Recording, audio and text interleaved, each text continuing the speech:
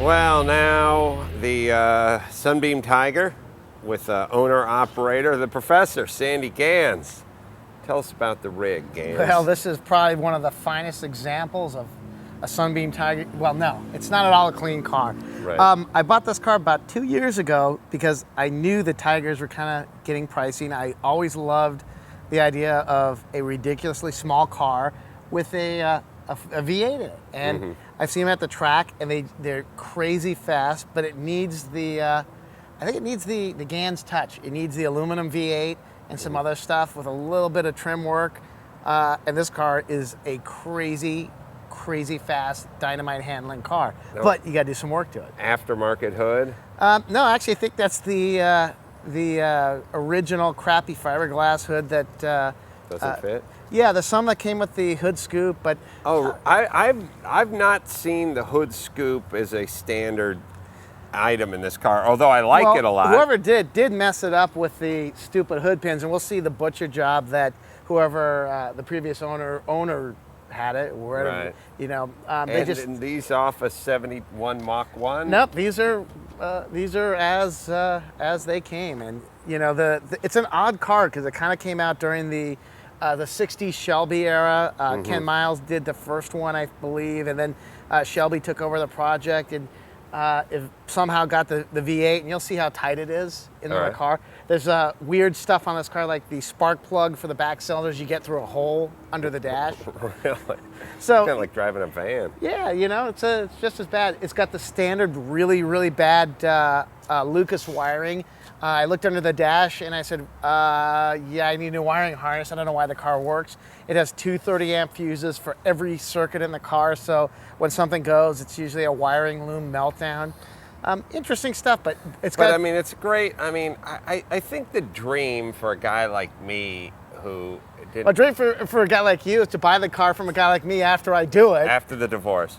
Yeah, I mean, buy one in race trim that some guy's gone all the way through and done the brake upgrade and the suspension, the bushings, the wire harness, and all that kind of stuff. It always works out like this. That's kind of what I was looking for. When looking for them, I didn't want an original or a really pristine Tiger because I'm going to do some hacking to it for sure. Right. And I don't want to be that guy that ruins a really nice car. This car is, you know, it's questionable. It's got a lot of miles on it. It had some front ender work, which most Tigers seem to have.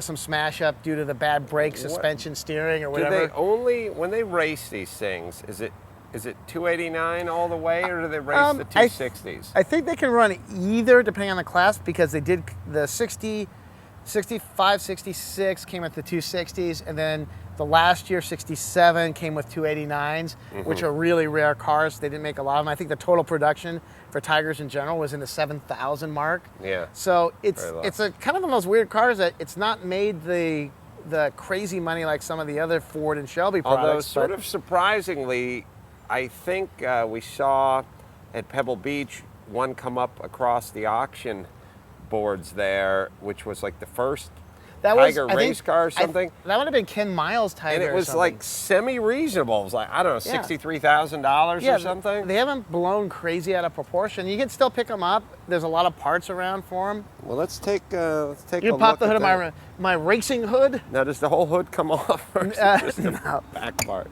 No, but it's like one of those precision things. Now, this is as I bought the motor. I mean, you couldn't ask for an uglier engine compartment.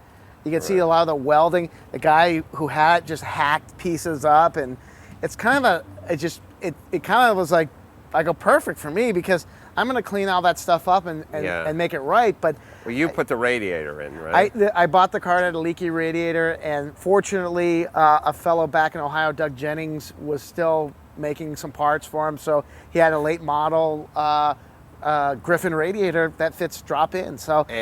And that's a generator, not an alternator? Generator, Ford generator. It's got, all the ugly old 60s stuff with a smidgen of the bad Lucas wiring harness. And it is really shoehorned in there and pretty far back on the firewall. And almost, I can't remember what technically makes a mid-engine But I'm telling you, if this engine was back another 3 inches, it would be a mid-engine car.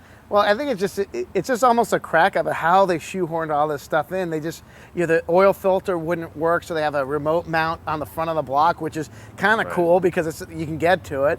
But all the little weird stuff is, it's got that weird mix of Anglo-British, weird American, and it works pretty well for the most part. Is the 289 the same physical size as the 260?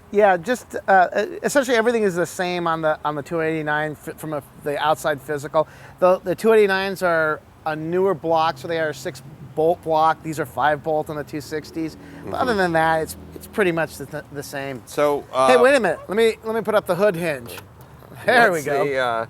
So what's the dream here? You want an all aluminum 289? Well, what I have is in the back of the shop, much like the Ripper's motor, an all-aluminum 331 that will take this out. I have a brand new David Key top-loader transmission that they make out of aluminum now. So I can take this whole drive line, take it out, and stick it on a cart. Probably have to do a little bit of work to the firewall because the valve covers that they use on these cars are so short. Anything with roller rockers or shaft rockers that I run require a little bit bigger valve cover, so we'll have to do some cutting. There's also the potential for stack fuel injection, which I have, but I don't have on that motor right now, which would mean we have to do some cutting out there, and people get sensitive to it. I don't really care because it's my car. So fuel injected 330, did you say? 331. 331. I was way off. You're off a little, but that's what, a given. What kind of compression? This is that motor is a flat top motor made about, I think, right under 530 horsepower. I got a bigger radiator for it though, so you'll be glad about that. And this car will weigh next to nothing. So you have to do a lot of suspension and maybe a little rear end. Rear end's actually not too bad. You have to do a little bit of a rear wheel hop control. The front end is the bad part of these cars. Notoriously bad British engineering. Right. However, there's a fellow that built a full bolt-on coil-over front suspension that I have sitting in my garage. Right. So you drop out 4 bolts, unhook the steering and brake lines, and you drop this thing in, and what you have is essentially modern suspension with huge brakes. Well, the 13-inch rims got to go. We'll put 15s on here, which will still look right on the car. And we get brakes, steering that now works because the Tiger steering is not so great. And you'll essentially have, a wicked, scary, fast car because it's not going to weigh anything. It's going to have 500 horsepower. That's the point of this car. I mean, I bought this car because it's kind of sappy looking. Now, not a lot of people know what they are. But then what do you want to do? You want to go racing? Yeah, we'll take it to the track. We'll go to Bob's. We'll flip some people off with fancy cars and have our fun. And what's the color scheme? I'm tough on this one. I've been trying to go Tony the Tiger, orange and black. But my normal color scheme is red and black, so it's going to be a hard departure. And the interior, pretty Euro, sort of looks like a TR6 or something. It's got the standard.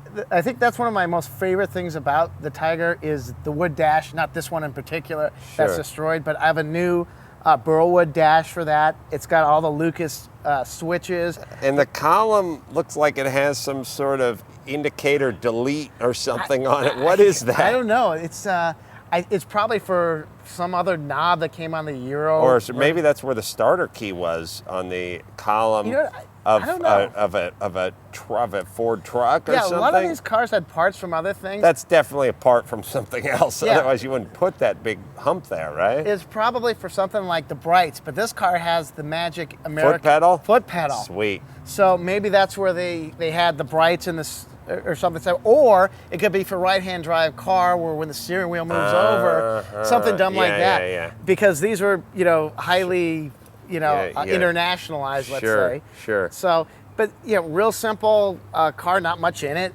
Easy to get. Got it off eBay. Bought it off of eBay. Bought it, looked better on eBay than when I got, but still looked pretty good. I had no real high expectations. Yeah, you're going to take everything apart. Yeah, anyway. I'm going to gut it all. We're going to get the the blowtorch out and clean up the front end mess because you could see where the guy pieced it back together like a jigsaw puzzle and didn't bother grinding anything clean. So some of that'll get cleaned up. But rear end's got it's got a Salisbury axle or something. Wow. But actually, what that translates to you and I is a Dana 44 that's not really breakable. We want to start it up when we start here? I like the e-brake on the left side of the seat. Well, you also notice one addition that I added was the fire extinguisher. Couldn't hurt. Yeah. Well, I have this fear that looking at the wiring under the dash, that at some point the car is going to do its own rendition of a barbecue. You know, stock 260. Starts right up though. Well, it hasn't run for. I've had it probably for sitting in the garage for a year. Standard Ford grindy starter. Yeah. It's an interesting detail on this car. This sort of gusset that's worked in to the door opening, which I'm guessing adds a fair bit of rigidity to the car, but I've never really seen that on any cars. That's like a bolt-on trim plate that does nothing. No, but I mean just the actual geometry of it. Like most go down and across. Well, this car's this is all unibuy. There's no frame per se. There's no frame on this car. No, but the thing is kind of cool that if you look at they did a lot of nice little chrome trim. Steering wheel's got some an aftermarket thing, but the original car had a wood wheel, windshield washer pump, weird stuff that. In a little car of the day, it was kind of a nice thing. I'm sold on these. I mean, I think they're really cool. They're really cool cars. And listen, good enough for Get Smart. Hey, good enough for Ganz, good enough for you. Yeah. Although I think he had the Alpina. Maybe they just put the Tiger on the Alpina. He had the red one he had with the machine gun was an Alpine. That because an Alpine, sorry. With the V8 they couldn't fit a machine gun turret in it. Right.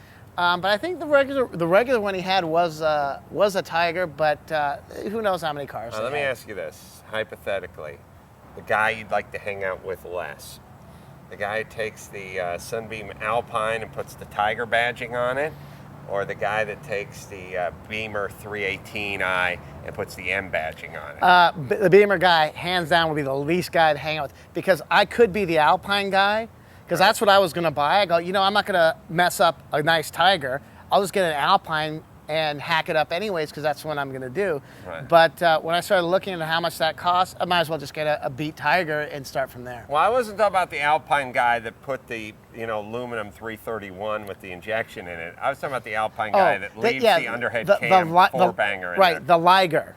Yes. Yeah, the Liger guy. Yeah. I'll still hang out with him because that car has at least more style, in fact, than the 318 guy will ever have. All right, so you're hanging out with that guy over the M badge guy. I don't hang out with anybody because I'm not that kind of a person, but that's just me. Yeah, neither is Ed.